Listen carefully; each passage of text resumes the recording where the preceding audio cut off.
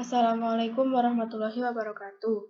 Di video kali ini saya akan menjelaskan tentang model infrastruktur jaringan. Sebelumnya, perkenalkan terlebih dahulu, nama saya Balkis Nur Aura Syafiradila dengan NIM 2105 1214028 dari kelas SI 2021B. Yang pertama adalah pengertian dari jaringan komputer. Jaringan komputer adalah dua atau lebih perangkat komputer yang saling terhubung atau terkoneksi antara satu dengan yang lain dan digunakan untuk berbagai sumber data. Yang kedua adalah pengertian dari sistem terdistribusi, yaitu sekumpulan komputer mandiri yang terhubung ke dalam suatu jaringan, di mana bagi user terlihat sebagai satu komputer atau satu kesatuan. Jaringan komputer dapat dibuat dengan menggunakan gabungan dari teknologi kabel dan wireless, sedangkan sistem terdistribusi berjalan di atas jaringan komputer, atau dengan kata lain, salah satu layanan dari jaringan komputer adalah sistem terdistribusi. Berikut ini adalah perbedaan dari jaringan komputer atau jaringan terpusat dengan jaringan terdistribusi.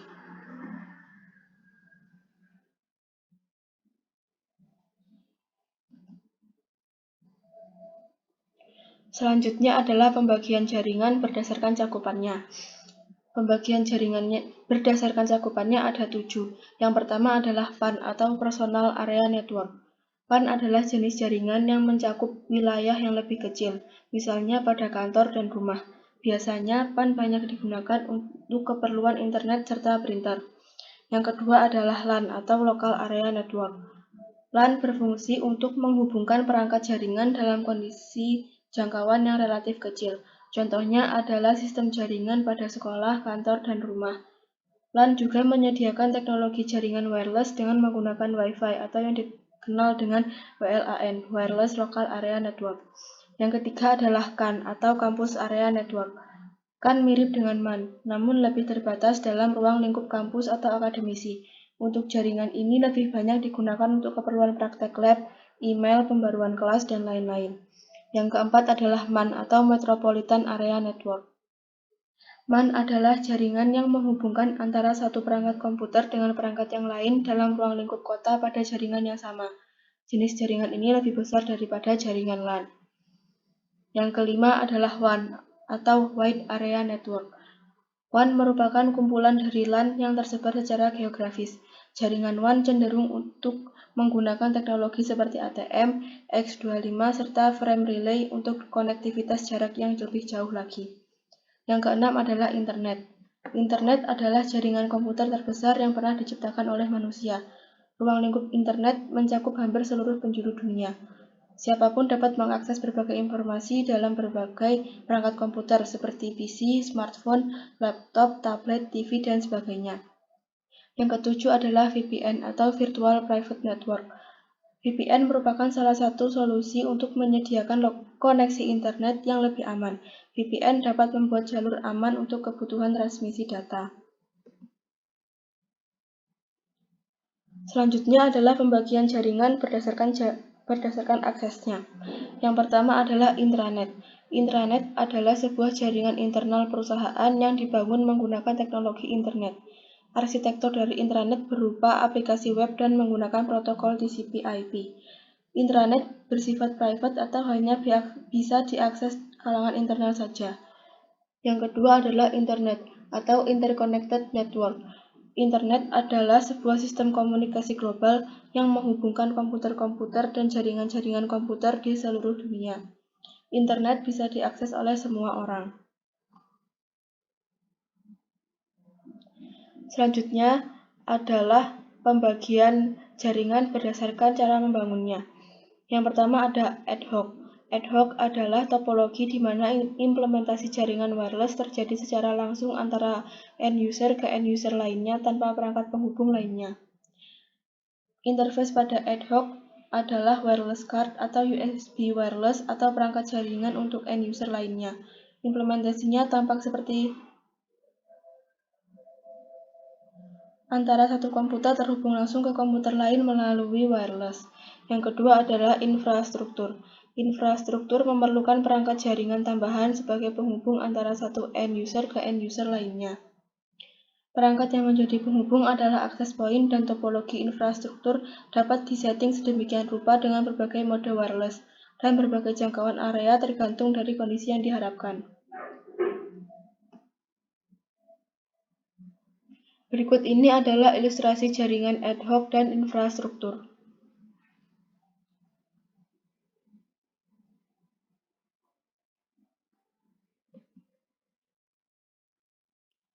Selanjutnya adalah topologi jaringan. Topologi jaringan adalah suatu metode untuk menghubungkan dua komputer atau lebih dengan menggunakan kabel. Bisa kabel UTP atau kabel fiber optik maupun tanpa kabel atau nirkabel sebagai media transmisi. Jenis-jenis topologi jaringan ada 6. Yang pertama adalah topologi bus. Topologi bus merupakan topologi jaringan yang pertama kali digunakan dalam menghubungkan komputer. Media transmisi yang digunakan berupa sebuah kabel panjang dengan berbagai terminal yang nantinya akan terhubung ke masing-masing komputer, dan pada ujung kabel harus diakhiri dengan satu terminator. Yang kedua adalah topologi star. Topologi star memiliki bentuk yang sama seperti bintang dengan hub sebagai media penghubung ke setiap perangkat komputer. Topologi star biasa digunakan dalam lab komputer di suatu sekolah. Yang ketiga adalah topologi ring. Topologi ring digunakan dalam jaringan dengan performa yang tinggi karena membutuhkan bandwidth yang besar untuk beberapa fitur yang digunakan.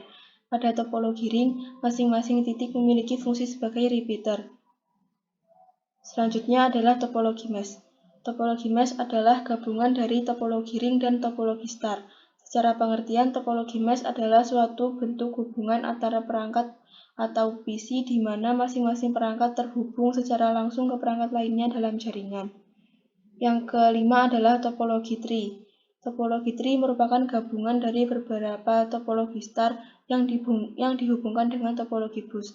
Topologi tree merupakan topologi jaringan yang banyak digunakan saat ini, karena topologi tree memiliki sistem yang mudah untuk manajemen jaringan. Topologi tree merupakan topologi jaringan yang kompleks, karena topologi tree biasanya digunakan untuk sistem jaringan utama. Yang keenam adalah topologi hybrid. Topologi hybrid merupakan sebuah topologi jaringan baru yang tercipta antara beberapa jenis topologi jaringan yang berbeda. Topologi hybrid terlihat lebih rumit karena merupakan gabungan dari topologi jaringan yang berbeda jenis.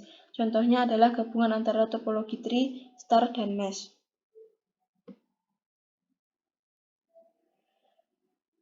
Kemudian, kelebihan dan kekurangan topologi bus. Kelebihannya adalah sistem topologinya yang sangat sederhana, kemudian biaya yang lebih murah daripada topologi jaringan lainnya dan membutuhkan kabel yang sedikit.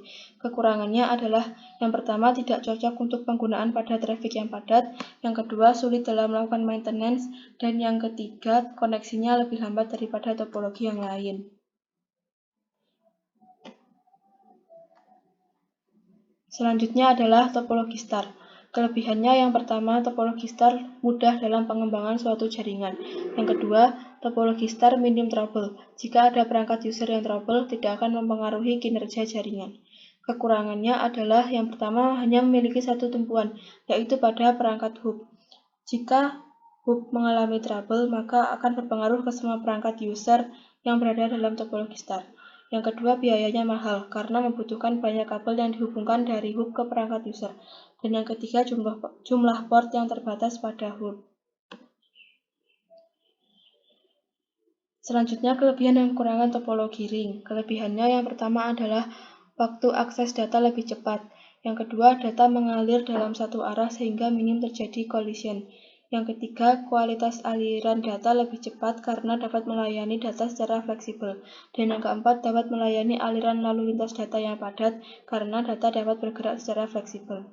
Kekurangannya yang pertama adalah sulit melakukan konfigurasi ulang. Yang kedua, menambah atau mengurangi komputer akan membuat jaringan kacau.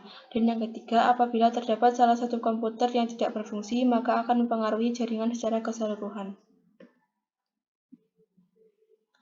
Selanjutnya adalah kelebihan dari topologi mesh. Yang pertama adalah keuntungan utama topologi mesh memiliki backup jalur. Yang kedua, troubleshoot-nya mudah. Kekurangannya yang pertama adalah memerlukan biaya yang mahal. Dan yang kedua, instalasi dan maintenance topologi mesh yang sulit apabila terjadi kerusakan. Selanjutnya adalah kelebihan dari topologi tree. Yang pertama adalah mudah untuk troubleshooting pada topologi tree, dan yang kedua mudah melakukan retopologi. Kekurangannya memerlukan banyak kabel, kemudian sering terjadi collision dan lambat, serta jika terjadi gangguan pada jaringan pusat, maka jaringan di bawahnya akan ikut terganggu. Selanjutnya adalah kelebihan dari topologi hybrid. Yang pertama, dapat digunakan di lingkungan yang digunakan. 2. Jika salah satu titik mengalami gangguan, tidak akan mempengaruhi kinerja titik yang lain. Dan yang ketiga, kecepatan transfer data lebih cepat. Kekurangannya yang pertama, topologi memerlukan biaya yang cukup mahal. Kedua, proses pengolahan yang cukup rumit dan instalasi dan konfigurasinya rumit. Selanjutnya adalah pembagian jaringan penggunaan kabel. Ada dua. Yang pertama ada jaringan kabel atau wire network. Adalah media transmisi yang menggunakan kabel. Media transmisi ini memiliki keterbatasan jangkauan dan banyak memakai tempat untuk jaringan kabel. Yang kedua adalah jaringan nirkabel atau wireless network. Wireless network memanfaatkan gelombang elektromagnetik sebagai komunikasi datanya. Keunggulannya yaitu dapat diakses oleh pengguna dimanapun berada, namun kemampuan transfer datanya lebih kecil dibandingkan dengan jaringan kabel. Selanjutnya adalah jaringan berdasarkan siarannya. Ada tiga. Yang pertama adalah unicast. Metode pengiriman data di mana data akan dikirim dari satu alamat pengirim ke satu alamat tujuan, atau one-to-one yang jelas. Yang kedua adalah broadcast, yaitu sebuah metode pengiriman data di mana data dikirimkan ke banyak penerima sekaligus, one to everyone, tanpa melakukan pengecekan apakah titik tersebut siap atau tidak, atau tanpa memperhatikan apakah data itu sampai atau tidak. Dan yang ketiga adalah multicast. Metode ini adalah gabungan dari unicast dan broadcast. Paket secara langsung sekaligus akan dikirim ke banyak penerima yang membutuhkan, atau one to many. Sekian video dari saya. Apabila ada kekurangan atau kesalahan mohon maaf. Wassalamualaikum warahmatullahi wabarakatuh.